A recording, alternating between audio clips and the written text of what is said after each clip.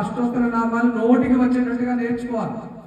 నాకు ఒక్కొక్కసారి అనిపిస్తుంది అందరూ గురుస్వాములే కదా, ఒకసారి మైక్ ఇచ్చి ఒక అష్టోత్తరం నోటికి చెప్పండి అని ఒక పరీక్ష పెడితే ఎలా ఉంటది, ఆ పరీక్ష మనం పెట్టుకుందాం ఒకసారి. అందరం గురుస్వాములమే. పూజా విధానం ఎలా చేయాలి, పూజలో 16 రకాల ఉపచారాలు 16 రకాల సేవలు ఉంటాయి. దాన్నే షోడశోపచార పూజ అని మనం సంకల్పం చేస్తున్నాం.